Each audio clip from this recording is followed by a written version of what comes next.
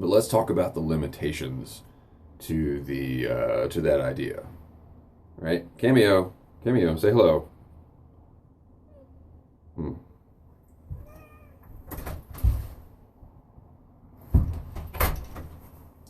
So you take your test, you go online, you get a Baofeng UV5R. That's the one everybody gets. I think it's a great little radio for $30. Oh God, that coffee's hot, son of a bitch.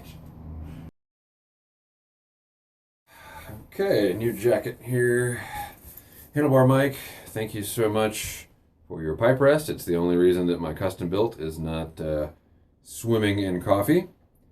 And if you're a guy like me, whose cat won't even hang out with him, and you spill coffee all over yourself on a regular basis, sometimes you need to falsely inflate your self-esteem, right? And one trick I found to do that is if I have an offline or conversation with a friend, and they ask me a question about something I might have mentioned in a video once a long time ago, I then make a video and I say, I've been getting a lot of questions about this topic, so I thought I'd give you some answers.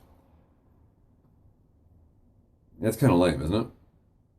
But I've been getting a lot of questions about ham radio, and so today I'm going to answer some of them.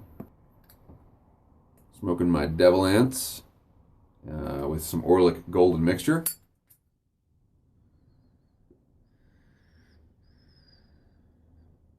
All right, what is ham radio?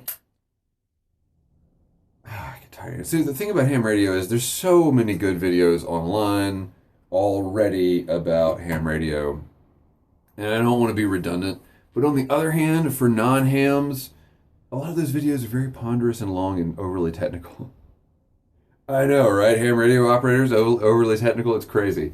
Um, so ham radio is a service managed by the federal government, wherein basically they throw a bone to nerds by giving them access to a part of the electromagnetic spectrum that no one else wants.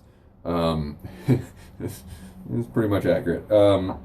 And so these nerds, they get their radios and they talk to each other all over the world with like homebrew electronics. That's the real fun of it, is getting nerdy and using your nerdliness to accomplish amazing feats. And these feats were a lot more amazing before we had such a small world with Facebook and the internet and long distance phone calls and stuff like that. When I was growing up, when long distance talking costs, a quarter a minute or whatever, it was absolutely amazing that I could talk to someone across the country for free, or even across the world.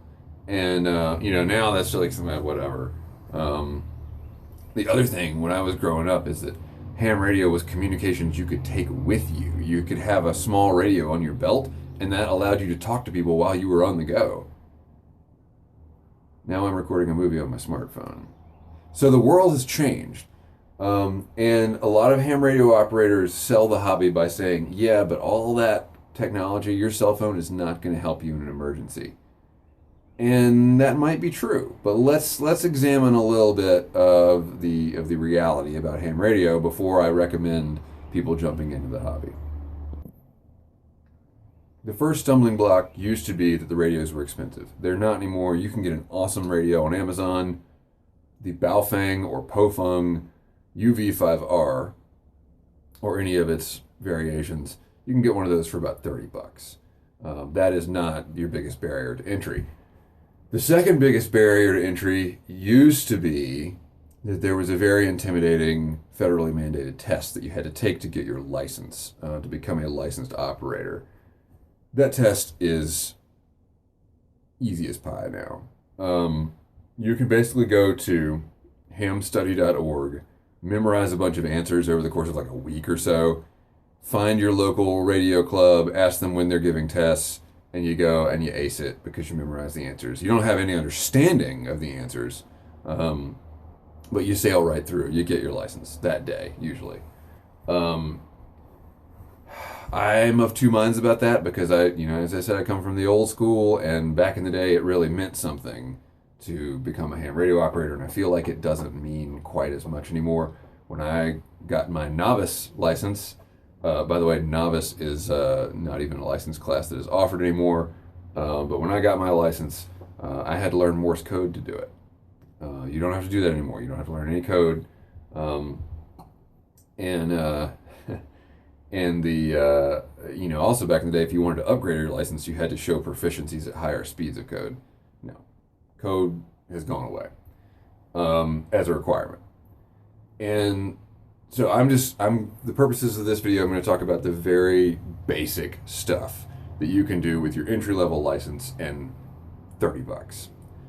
Is it good for emergency communications? Well, the kind of stuff you get into at that level is this kind of stuff. This is the Baofeng UV5R radio, and I got it on Amazon. I think it was $36 when I got it. And this is a VHF UHF radio, meaning very high frequency and ultra high frequency radio. These frequencies are different from what you think of, like the radio. You're sitting at your desk with your radio and it's glowing from the vacuum tubes, and you've got your Morse code keyer and your big lollipop microphone, and it's going out to a tower outside and a big antenna. That is usually high frequency or low frequency ham radio operation. And that's the stuff that's good for talking around the world. This is good for talking around town.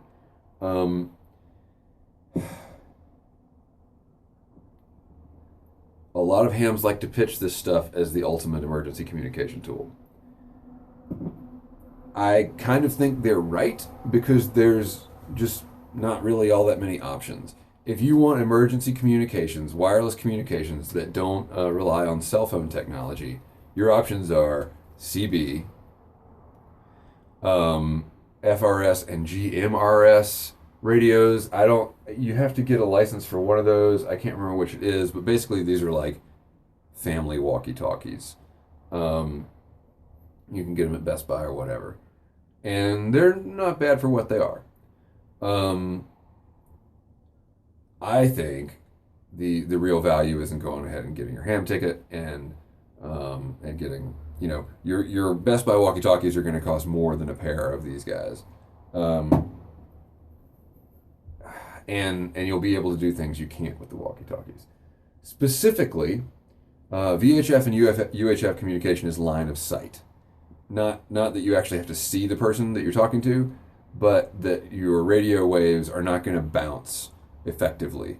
With the HF stuff, the big glowing vacuum tube rigs, you can talk to Romania because your signal goes up and bounces off the ionosphere and comes down in Romania. This stuff, you got to have a straight shot. It doesn't refract. So that limits your range quite a bit. A mile, 2 miles, maybe as much as if you're on one mountaintop and you're talking to another mountaintop, you might pull that off. So the way ham radio operators get around that is they buy repeaters, which are big radios that have a lot of power, and anything they receive, they immediately retransmit, and they stick them up on skyscrapers, mountains, towers, whatever, so that I can transmit into the repeater, and it retransmits my signal across a wide swath of the rolling plains. And we have a repeater here on Mount Mitchell. When conditions are right, you can talk to most of the southeast on it. It's great. However, a lot of hams pitch these things as, throw in your backpack and you're done. If you ever get into trouble, you just grab your trusty Baofeng and you say, "Help, I'm in trouble. I've got my leg is broken and I've got 4 snake bites on my ass," and then people will come. That's not really true, because you got to be able to hit the repeater. And I've never been in a situation where I didn't have cell service, but I could hit the repeater with this antenna. The antenna that comes on these radios absolutely sucks. And so at the very least, I recommend getting the MFJ 1717 high gain antenna for VHF and UHF, and I have successfully used this antenna to hit a repeater 100 miles away. Now, I couldn't talk on it, but I could hit it. I could bring up the carrier signal. So it dramatically increases your range. However, if you are down in a valley because the 4 snakes bit your ass, you broke your leg, and you rolled all the way down to the river, no, you're not going to make it out with your standard walkie-talkie style ham radio. You've got to at least be able to get to a high place in the land. Doesn't matter much if you live in a flat area. Around here, it matters quite a bit. You've got to be able to get up to the top of a ridge or something like that if you want assurances at getting out. However, the other use is if more than one person in your party has one of these radios, they become invaluable when you are outside of cell service. And that has saved my ass in the past when I had a flat tire, but I was driving on a rural road way outside of cell range, but one of the other cars had a ham in it, and I was able to get help that way. And I would have been stuck, and it was like 10:30 at night, and I would have been stuck way out in the boonies. So yeah, if you can get anyone on board in your life, you can get anybody else to take that test and buy one of these radios. Do it, because then even with the stock antenna, it can become an invaluable tool. Now, let's talk about some of the finer points, right? You don't get on this radio and scroll through the spectrum looking for someone to talk to. That's, you're not, that's the stereotype of the guy sitting at the desk, with the headphones, like looking for the weak signal from Tasmania or something like that. No, these are basically channel-based radios, because you're going to have to program the frequencies of local repeaters, and then you're going to have to pick a frequency for simplex operation, which is just person to person. And so the vast majority of people that use these radios, they just plug in different channels and you scroll. Oh, that's Noah.